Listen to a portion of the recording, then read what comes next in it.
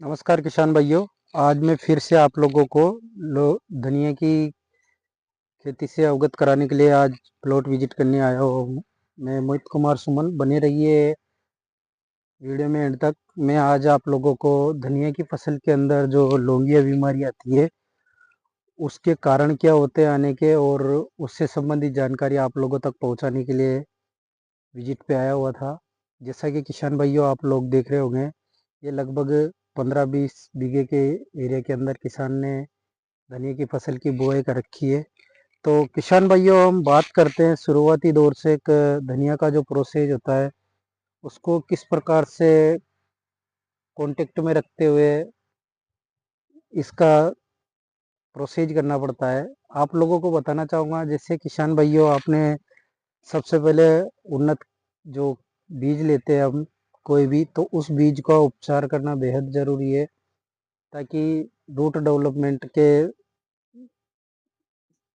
System के साथ साथ में इसका जो बीमारियों का इस पे प्रकोप बढ़ता है उसका भी कंट्रोल हम शुरुआती दौर से नियंत्रण करके चल सकते हैं।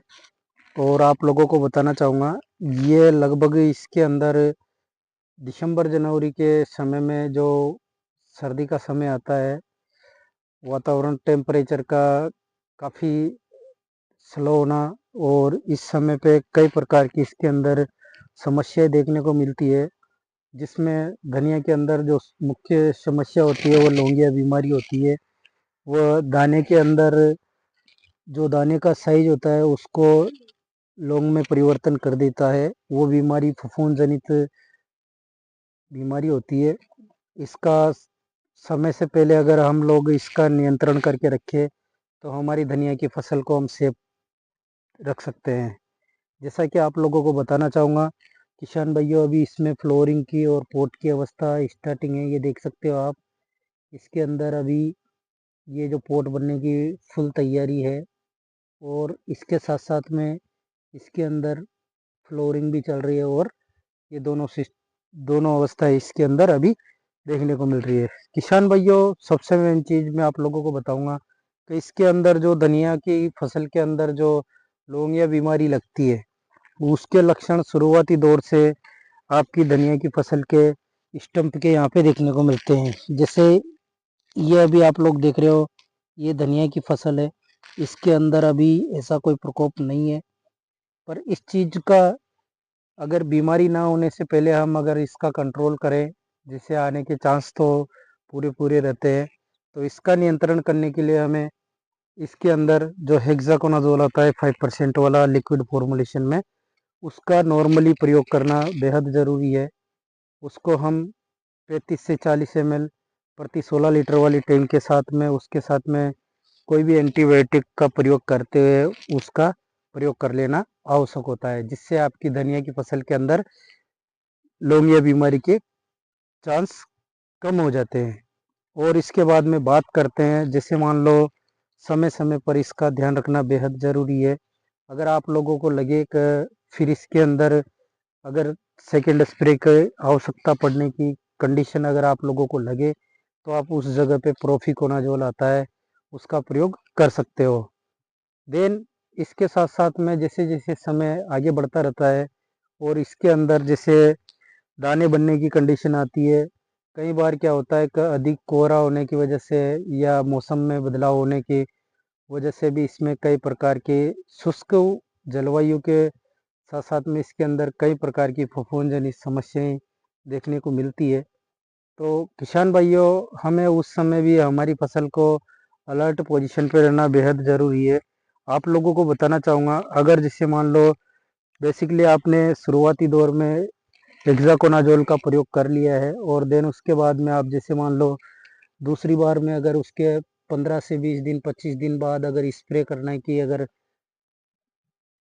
प्लानिंग रखते हो, तो उस समय पे आप एजेक्स्ट्रोबिन प्लस डाइफिनाकोनाजोल जो आता है उसका प्रयोग ले सकते हो। देन उसके साथ साथ में अगर आप लोगों को जैसे मान लो हमारी धनिया की फसल के अंदर जो बीज की मात्रा होती है, इसके जो दाने बनने की समय होता है उसमें अगर 50% से ज़्यादा अगर दाने बन चुके हैं, तो उस अवस्था में हमें इसके अंदर जैसे टेबुकोनाजोल 50% प्लस डाइफ्लॉक्सीस्ट्रोबिन जो आता है 25% वाला WG फॉर्मुलेशन वाला, उसका प्रयोग कर सकते हैं हम। ये मार्केट में कई ब्रांड नेम से मिल सकता है आपको, जैसे नेटिवा के नाम से।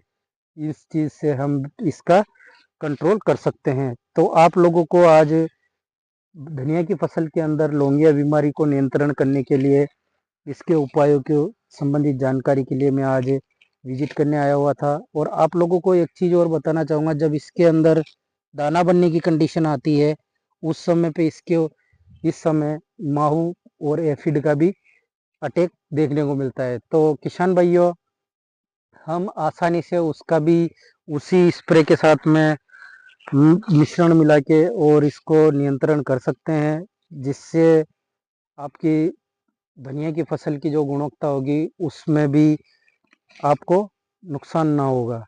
तो उस चीज़ के लिए आप या तो जो थाइमोथैक्सम आता है 25% वाला, उसका प्रयोग ले सकते हो, या फिर इमिडा क्लोरोपिड 17.8% जैसे ब्रांड नेम की बात करें, बायर कंपनी का कॉन्फिडोर आता है, या फिर अन्य मार्केट में कई ब्रांड आपको मिल जाएंगे। तो उनका प्रयोग ज़रूर करें ताकि माओ के एफिड के अटैक से भी आप अपनी फसल को बचाए रख सकते हैं। सबसे मेन मुख्य समस्या इसके अंदर वही होती है जो लौंगिया की, उसका नियंत्रण करना बेहद ज़रूरी है। अभी आप लोगों को मैं बताना चाहूँगा, ये देख सकते हो आप, अभी इसके अंदर ये दाना बनना चालू हो गया है, पर अभी इसके ऊपर कुछ कुछ जगह पे एफिड का अटैक, माहू का अटैक भी देखने को मिल रहा है। तो इस चीज़ को नियंत्रण करने के लिए आप पिप्रोनिल और इमिडा आता है उसका भी प्रयोग ले सकते हो, या सिंगल पिप्रोनिल भी आप मार्केट से 5% वाला भी इसके अंदर फोलियर स्प्रे में ले सकते हो। और इसके बाद में जैसे 70% आपकी फल बन जाए धनिया की फसल के अंदर, तो आपको जो 5 स्टार वाला डस्ट पाउडर आता है सल्फर वाला, उसका प्रयोग लेना है, जो 85% वाला आता है। उसका हल्का हल्का ऊपर से चारों तरफ से, जब फूलों की मात्रा बिल्कुल कम हो जाए और फलों की संख्या अधिक हो जाए उस समय पे डालना है, नहीं तो उससे आपके फूलों पे भी इफेक्ट देखने को मिल सकता है। तो इस प्रकार से आप अपनी धनिया की फसल में अच्छा क्लोरोफिल भी रख सकते हो, दाने पे अच्छी शाइनिंग भी रख सकते हो, और इसके साथ साथ में आप अपनी धनिया की फसल को काफ़ी अच्छी प्रोसेज दे सकते हो। तो किसान भाइयों, आप धनिया की फसल को इस प्रकार ध्यान में रखते हुए आप अच्छा प्रोडक्शन ले सकते हो।